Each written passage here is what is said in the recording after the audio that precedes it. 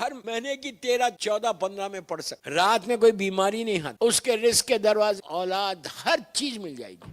Kuwait کے جو roller تھے, کنگ آف کویت, میں کویت میں میری آلموسٹ 18 ایئرس تھا میں وہاں.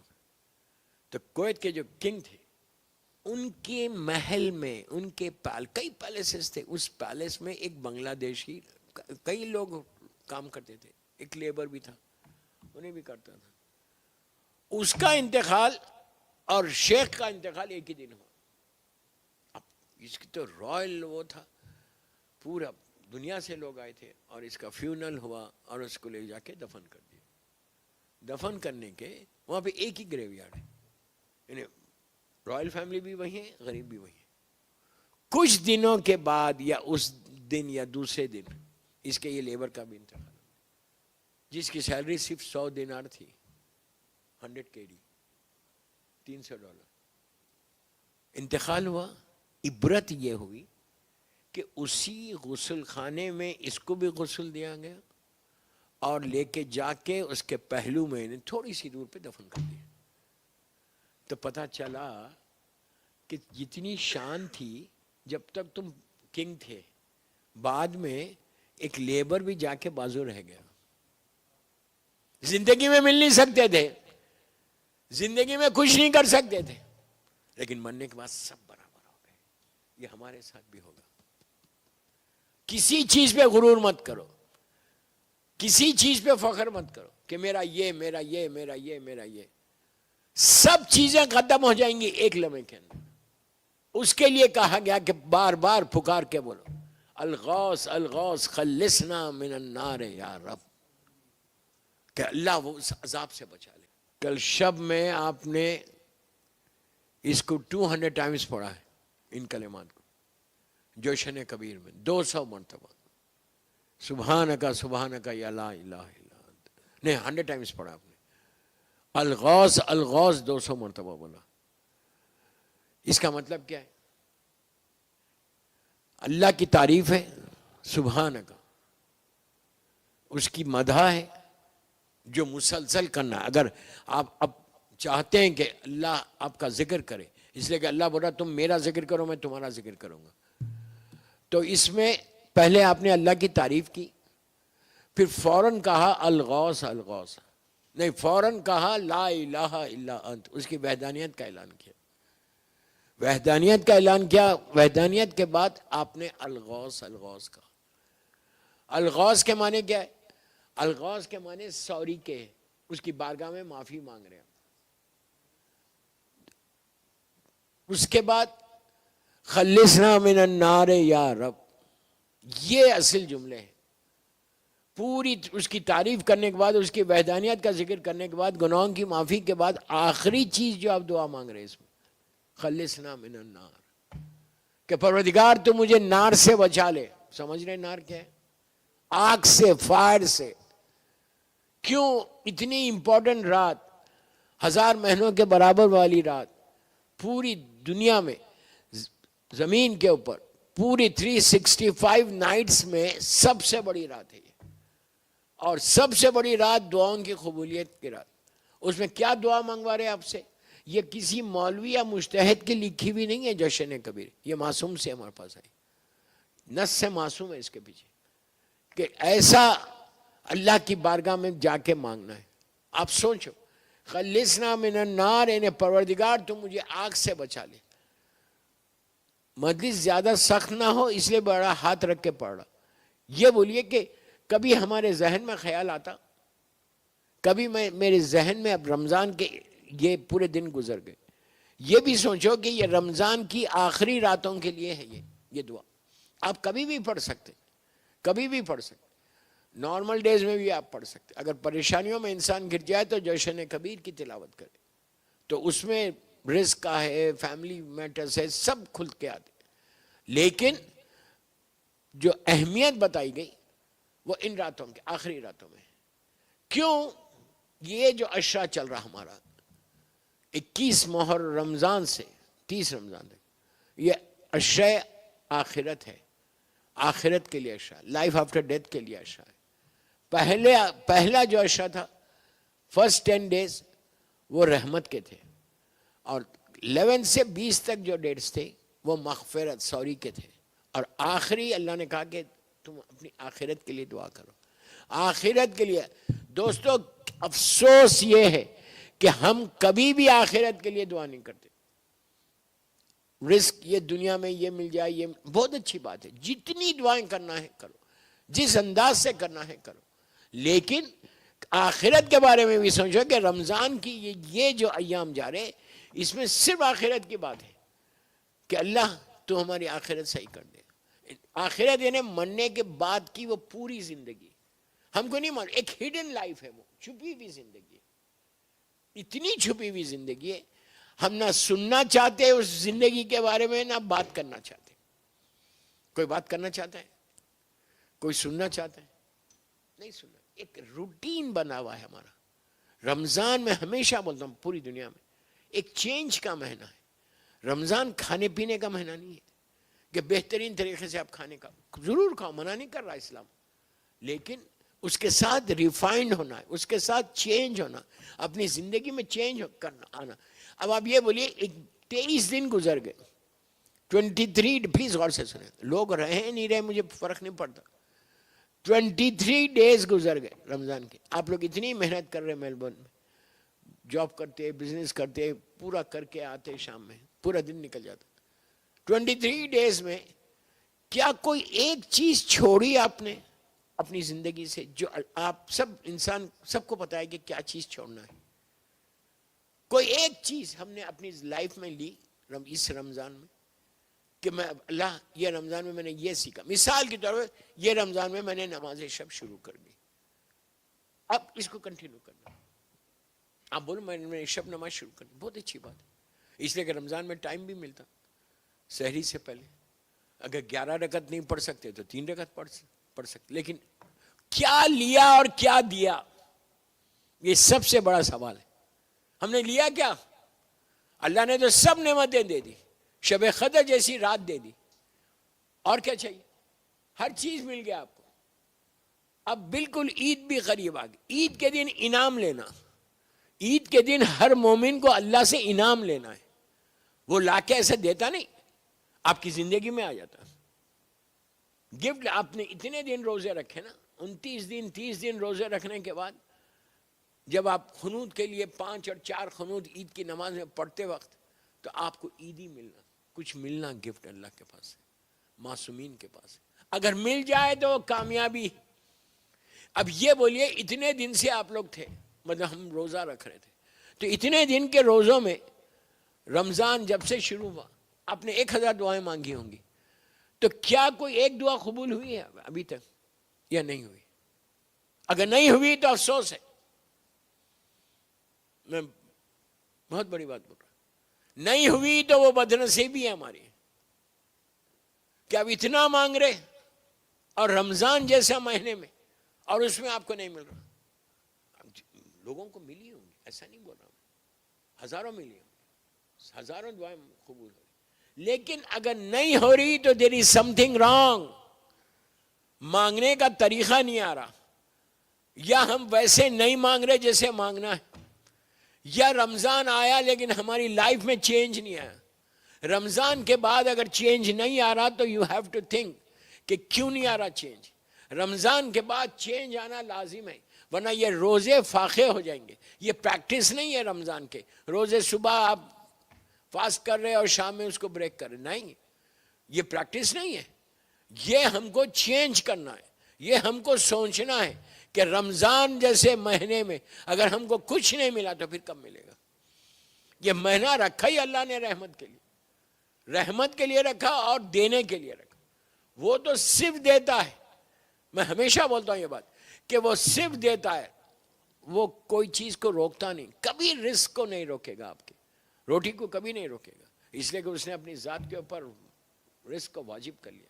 تو کوشش یہ کرو کہ اب چیک کرو کہ ہم نے رمضان میں لیا کیا اور دیا کیا اللہ کو۔ اللہ کچھ نہیں مانگ رہا آپ سے، پیسے نہیں مانگ رہا، اللہ دولت نہیں مانگ رہا، کچھ نہیں بول رہا، یہ بول رہا کہ روزے میں تم مخلص ہو جاؤ، متقی ہو جاؤ، متقی ہو جاؤ۔ متقی کیسے ہوئیں گے؟ حرام سے اپنے آپ کو بچاؤ اور حلال کام کرو. وہ سبھی وہی کرو. اس سے ان سے واجبات پہ عمل کرو. جتنے واجبات کو چھوڑ کے کوئی عزاداری نہیں ہوتی, کوئی عبادت نہیں ہوتی. اب 100 رکعت نماز پڑھ لو اور واجب نماز کو چھوڑ دے تو فائدہ کیا؟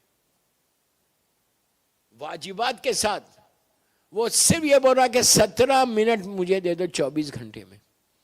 جسٹ امیجن, خالق کائنات ہے, رب العالمین ہے, رب المشرقین والمغربین ہے, وہ ہمارا کریٹر ہے, وہ ہمارا رازق ہے, ہر چیز اس کی ہے.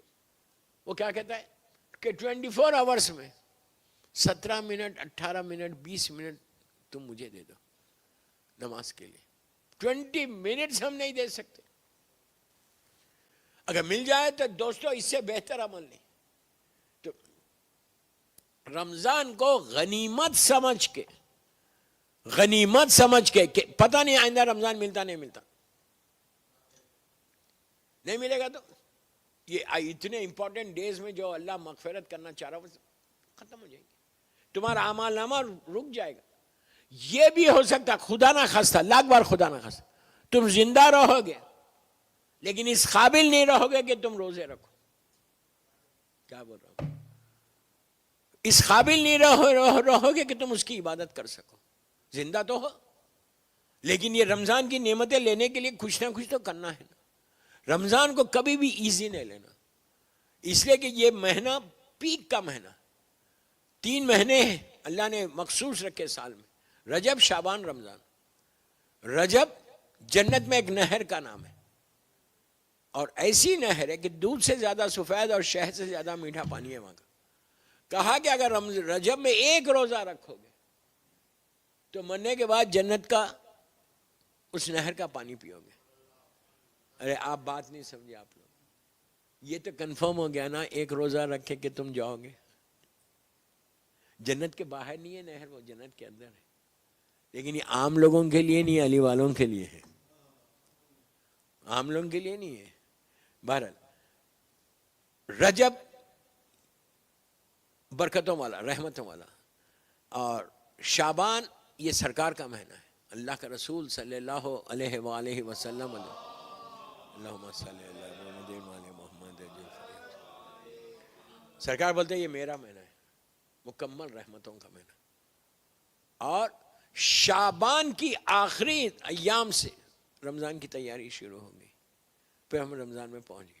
تو اب میں یہ بتانا چاہ رہا کہ رمضان میں یہ امپورٹنٹ نائٹس جو اب شروع ہوئے 23 سے 29 تک, یہ صرف آخرت کی ہے. اب آپ بتائیے کہ آخرت میں ہونا کیا ہم کو؟ کچھ نہیں ہونا. کل میں نے ایک نماز بولی تھی کہ آخرت میں آپ کو وہاں پہ گھر ملے گا. کوئی چاہتا ہے کہ آخرت میں گھر ملے؟ آپ بولیں گے میلبورن میں مل جائے وہی بہتر ہے, یہ نقد ہے وہ ادھار ہے. یہ مت کرو. دعا کرو کہ دنیا میں ملے یا نہ ملے, آخرت میں گھر ملے. دنیا کا گھر یہیں رہ جائے گا, یہیں رہ جائے گا. تم نے بہترین بنگلہ بنایا میلبورن میں, زبردست, $1 ملین کا بن گیا, and you are very happy. آپ کی بیوی بھی خوش ہے, آپ بھی خوش ہیں, آپ کے بچے بھی خوش ہیں. لیکن گھر پہنچے,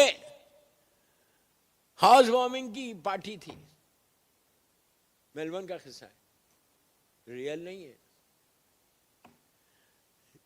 وہاں پہ سب مہمان آئے, آپ بھی بیٹھے, ابھی کھانا شروع نہیں ہوا, کارڈیک اریسٹ ہو گیا. اتنا بڑا گھر, ڈریم ہاؤس, سب بنا ہوا تھا, ہر چیز ویسی رہ گئی, اور آپ کو لے کے چلے گئے. آپ یہ سوچو کہ یہ گھر سے جب تم کو لے کر گئے تو تمہاری وائف تو تڑپ کے رو رہی تھی, لیکن اس نے یہ نہیں کہا کہ یہ گھر ان کا, یہ ان کے گھر سے کہاں لے کے جا رہے. آپ سمجھے بات؟ تم مالک نہیں ہو دنیا کے گھر کے, پیپرز پہ ہوگے, تمہارا گھر وہاں کہیں اور ہے, سیمیٹری میں. یہاں پہ مولا کا عجیب جملہ ہے, مولا کہتے ہیں کہ اللہ نے ایسا انصاف کیا کہ ایک امیر کو، غریب کو، بادشاہ کو، فقیر کو، سب کو اس زمین پہ اتنا ایک ہی حصہ دیا. ہر مہینے کی 13، 14، 15 میں پڑھ سکتے ہیں. دعائے مجیر اس زیادہ بڑی دعا نہیں ہے. یہ کون سی دعا ہے پتہ ہے؟ یہ دعا میں پلیز غور سے سنو، کوئی راوی نہیں ہے. یہ دعا اللہ کا رسول صلی اللہ علیہ وآلہ وسلم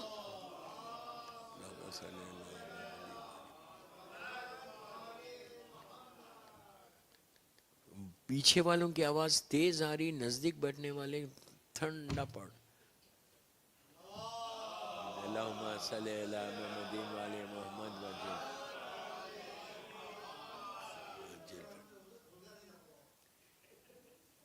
تو نہیں صلوات پڑھنے سے طاقت آتی ہے آپ کو. اللہم صلی علی محمد وعلی محمد وجل. اب آپ بات میں بات آئی ہے، آپ نے بولا اس لیے میں بول رہا بات کو روک کے کہ برڈز جو ادھر سے ادھر فلائی کرتے نہیں، ایک کانٹیننٹ سے دوسرے کانٹیننٹ میں ایک سیزن آتا ہے، یہاں پہ بھی آتے ہوں گے، پوری دنیا میں مائگریٹ کرتے وہ برڈز، ادھر سے ادھر جاتے. تو یہ قصص اس کی روایت ہے کہ جب ان سے پوچھا گیا کہ اتنا پورا یہ سمندر تم کراس کر رہے، بھوک نہیں لگتی، پیاس نہیں لگتی؟ لازم لگنا، کتنا رکھیں گے، وہ کیمل تھوڑی ہے.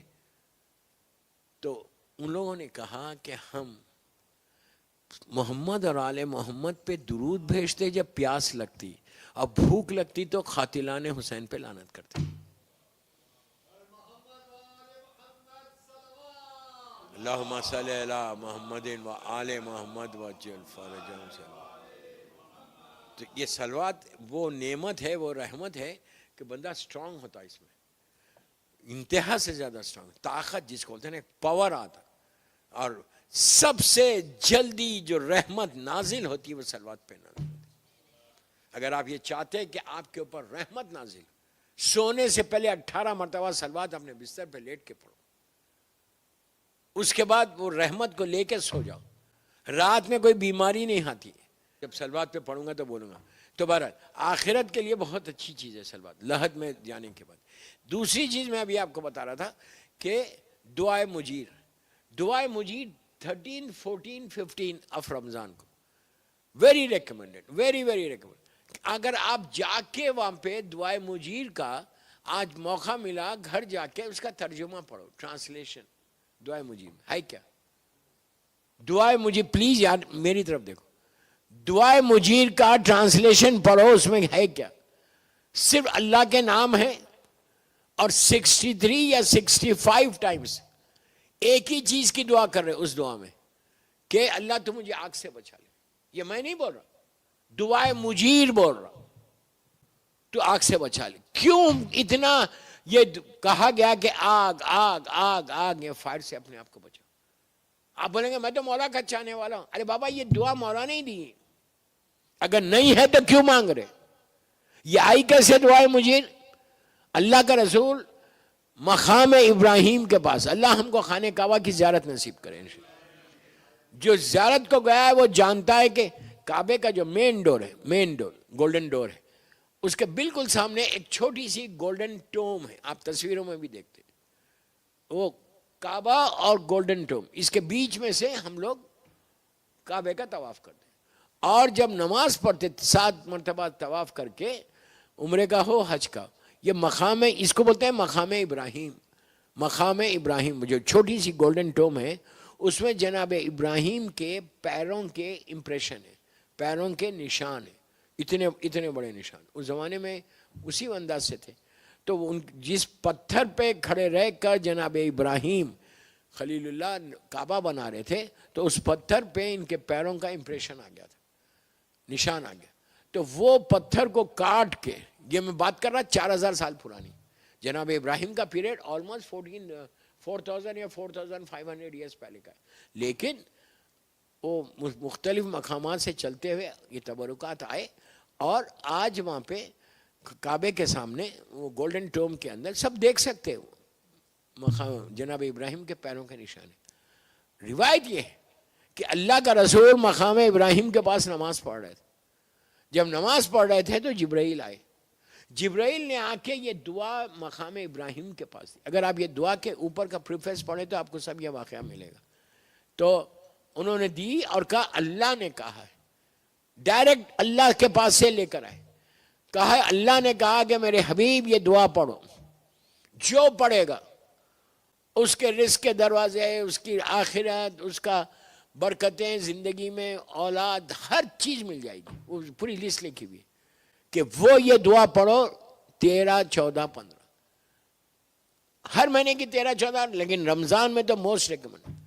اس میں ایک ہی دعا ہے, میں یہ سمجھانا چاہتا ہوں, ایک ہی دعا کرتے ہیں ہم کہ اللہ تو آگ سے بچا لے. میرا سوال یہ ہے کہ اگر آگ نہیں ہے تو کیوں بولا, کیوں اتنا سٹریس کیا جا رہا؟ کل رات میں آپ نے اتنی دفعہ بولا خلصنا من النار, خلصنا من النار. ہم ایک فارمیلٹی کے لیے, ایک پریکٹس کے لیے بول دیتے ہیں.